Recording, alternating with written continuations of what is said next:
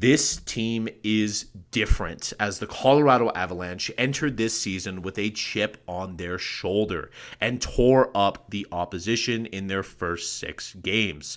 However, reports from around the Avalanche tell us that the Avs are not satisfied with this fantastic start, and they are still ramping up the intensity in practices and heading into their next games.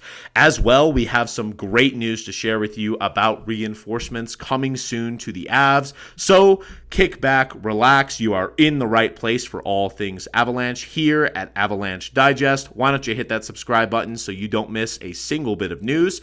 And let's just get right into it. So the biggest piece of great news that we've gotten is that Mackenzie Blackwood has returned and was practicing as normal, not just participating in practice, but also on that first power play unit. And Scott Wedgwood was taking reps with the second power play unit. Trent Miner left the ice early, which does suggest that Blackwood is extremely close to returning to the Colorado Avalanche.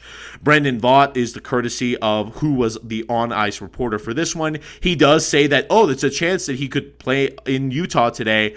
That's not going to happen, guys. He is not. He's already been confirmed not to play against Utah. We did get this confirmation for Evan Rawl, but he is getting extremely close. And I honestly say do not play Mackenzie Blackwood as long. Just give him all the time he needs, especially when you have Scott Wedgwood just playing absolutely white hot between the pipes, looking fantastic. Again, from Ryan O'Hara, directly asked Mackenzie Blackwood how close he is to returning, and he just smiled and said close. So the vibes around this team are already pretty good. Mackenzie Blackwood is extremely close to returning, but another thing that just cannot be understated also is just how intense the practice was.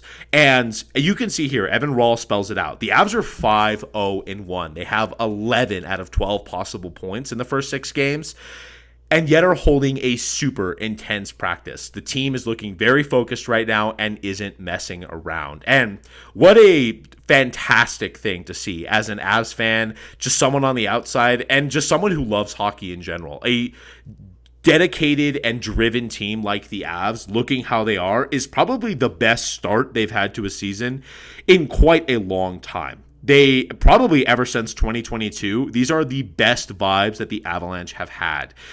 Injuries have taken their toll over the years, but the Avs are looking recouped, absolutely healthy as we've seen, and they are quite honestly scaring a lot of people around the league as time goes on. We can also see here that with this upcoming schedule, it makes sense why the Avs want to button up their woes. One of the biggest things is the power play.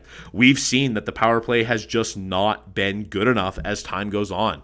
The Avs look slow. They don't look completely driven, especially in this last game against Boston.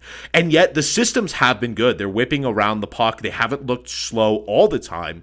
But you want to see the system actually score because that's what the power play is meant to do. And the Avs directly said it. Several players were talking about how, power play hasn't been good enough. And when you're playing teams like Carolina coming up, you cannot rely on just beating the goalie through pure 5-on-5 play. Teams like that don't really let that happen as much. So you need the power play to come through. I like the personnel they're trying on the power play units. They are flirting a lot with Nichushkin and Olofsson moving up to that first unit. They seem to really love Nelson. So it should be interesting how this power play unit actually shapes up as time goes on.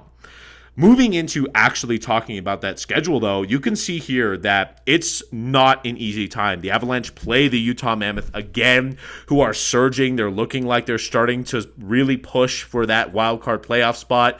The Carolina Hurricanes, who up till they lost to the Vegas Golden Knights recently, were completely undefeated in regulation, just like the Colorado Avalanche. They were actually undefeated in general. They hadn't lost yet up to that point.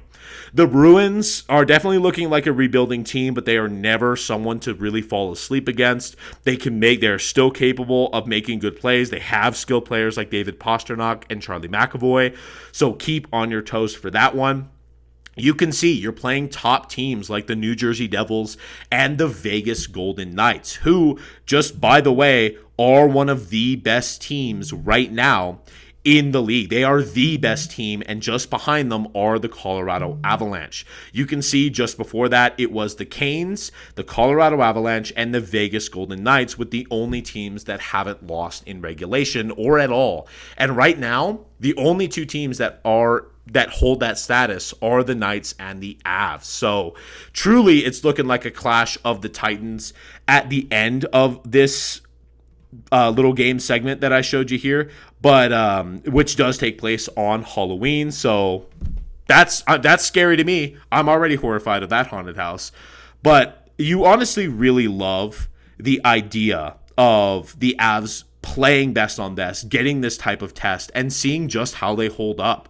Honestly, it's a tough schedule right now for the Avs. You do love taking care of the tough schedule early in the season. That means you have a much easier road later on. But for right now, I mean, of those teams I just showed you, a lot of them are here in this top 10 teams in the league ranking. The Knights are right here. You see the Carolina Hurricanes, the Devils, the Mammoth. Not an easy schedule by any means for the Colorado Avalanche if they want to come out and beat this team.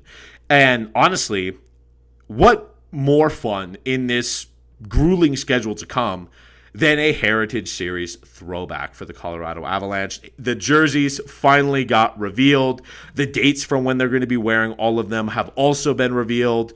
And honestly, these throwback jerseys just look beautiful. I mean, I know that my bank account is currently very scared right now of the haunting that will be these jerseys, but you can see another fun thing that the Carolina Hurricanes are going to be wearing their Hartford Whalers jerseys both times that the Avalanche play them, and the Avs will also be wearing their Nordiques jerseys. So fun blast from the past type of throwback for you guys here. They're also wearing it against their old rivals in the Montreal Canadiens, against the Toronto Maple Leafs. So really just visiting the Canadian teams. You can see it against the Canucks as well. So honestly, what a genuinely just fun thing for the Avalanche's 30th year anniversary.